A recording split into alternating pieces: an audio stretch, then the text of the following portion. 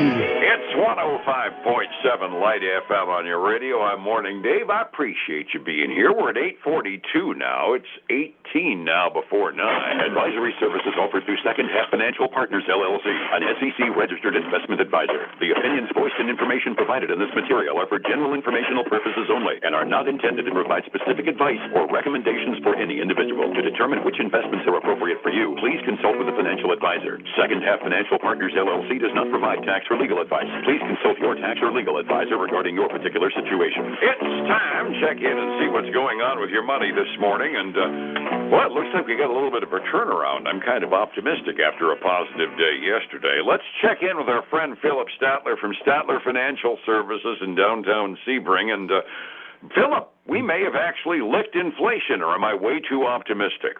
Well, it may be a little too early to call that. I wish I could say, yes, that's definitely what we've done, but we're definitely going, at least it looks like we're definitely going in the right direction. Absolutely. The right direction is really all you can ask for sometimes.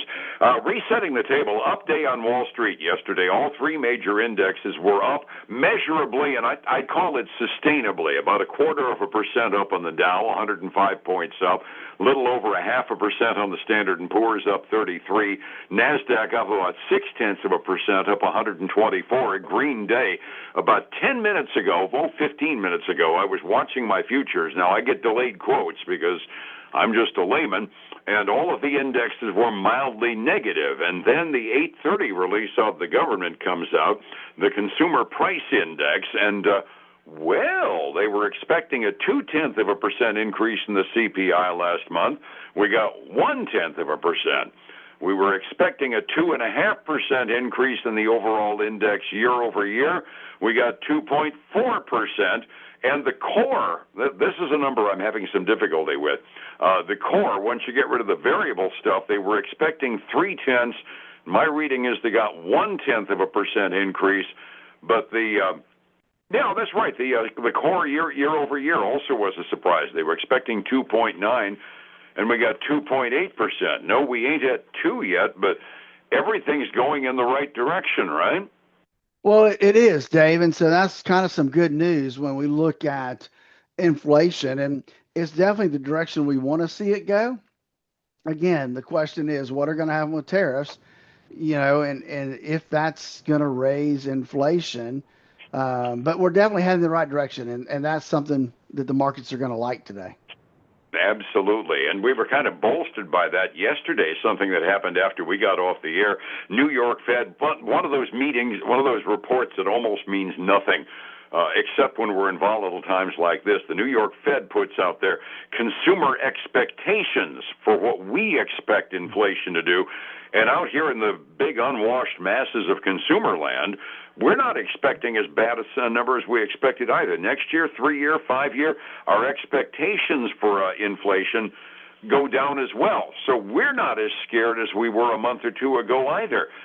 So we got a consumer population in relatively good humor. The hard data shows us going in something resembling the right directions. And every time I hear somebody say, well, we're going to have runaway inflation off tariffs, I always say, remember, we endured a President Trump trade war with China back about 4 odd years ago, and yeah, it didn't end well. It wasn't the most successful trade war we'd ever waged, but at the same time, we didn't exactly have a spate of inflation, so they aren't necessarily inexorably linked either. I mean, I'm almost getting optimistic. Well, you add that to the National Federation of Independent Business Optimism Index that came out yesterday, and it ticked up as well.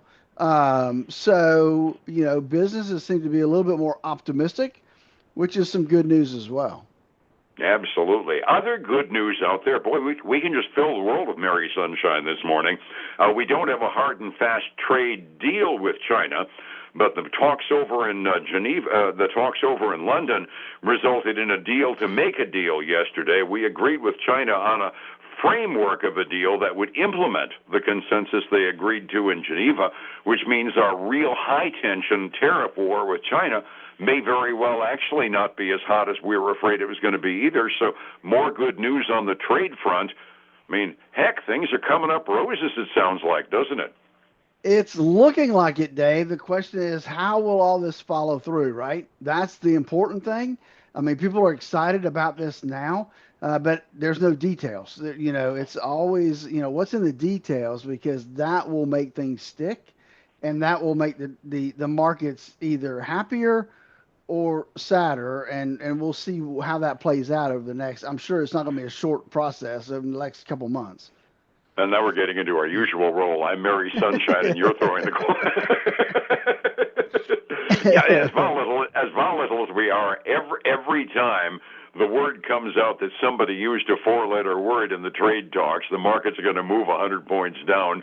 And as soon as we get a little Mary Sunshine like we got yesterday, the market's going to move up. That's true. We're definitely volatile and touchy. Another tidbit that I got in the process, President Trump has made no bones whatsoever that he doesn't particularly like Jay Powell as the head of the Federal Reserve. No, he's not going to fire him, but we do have to keep in mind that Powell's term as Federal Reserve Chair ends next year. And now the word is coming out that the leading candidate for it is our Treasury Secretary, Scott Bessent. Now, Bessent is a pretty rabid tariff advocate. So I think that might add an interesting, twist on the mixture as far as talking about the Fed. By next year at this time, we'll be talking about a new Treasury chair, a new Fed chair, and it's almost a slam dunk bet that it won't be Powell if Trump gets to nominate him. Well, that's true. We already know that Powell's going to exit one way or another based on him and Trump's their integrations between each other. So we'll have to see. It would be an interesting thing though if we put the Treasury Secretary in there. I wonder who takes that spot because those are both important positions to be in. Yeah, I'm trying to remember. Wasn't Powell the Treasury Secretary in the first half of Trump's first term? I'm trying to remember. He was in a cabinet-level post, I remember. He was in the administration before Trump appointed him.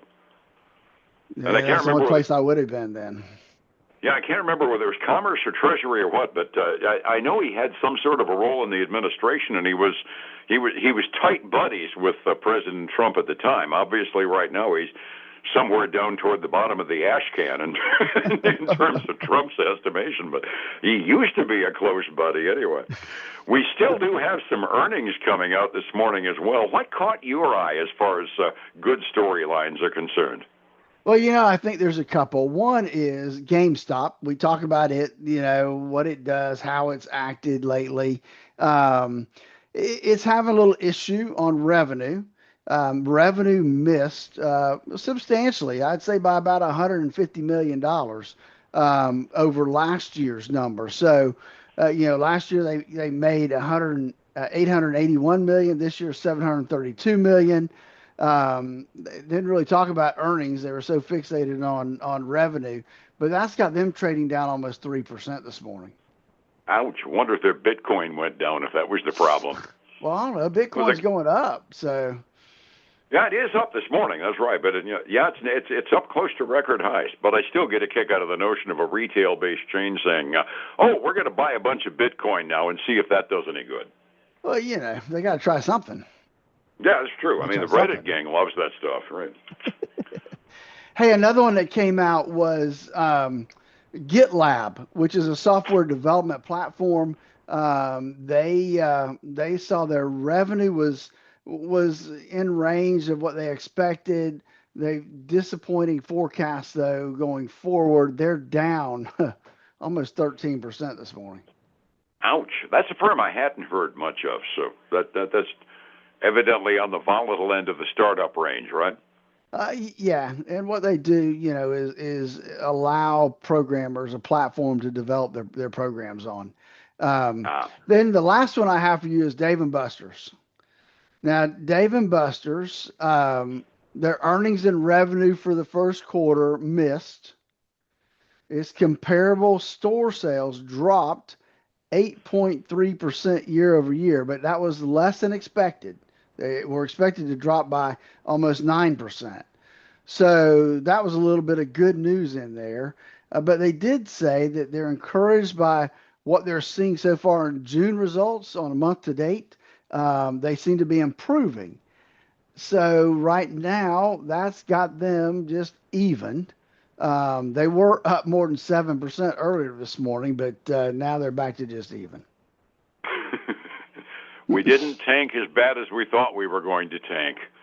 Thanks. Yeah. Thanks, but I don't think I want to be a CEO having to give that report. It just doesn't sound good to me.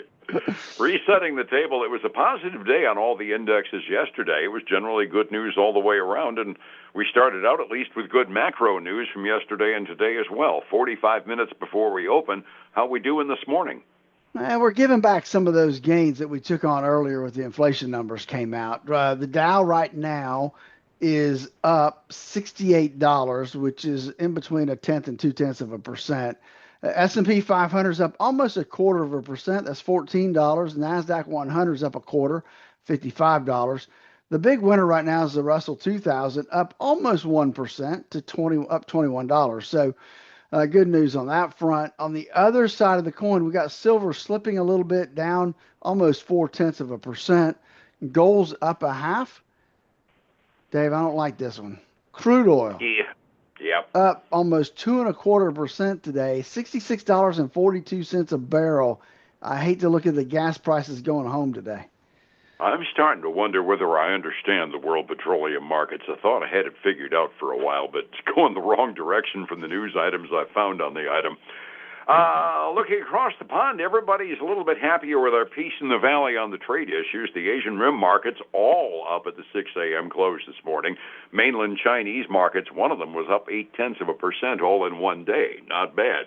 Europe likes peace and quiet, even though they aren't on the front burner of our trade negotiations, too. Everything pretty well up in the European community. The overall average index in Europe now up fractionally. We're talking about 0.1% or so halfway through their day, but it's solid green ink across the board over there as well.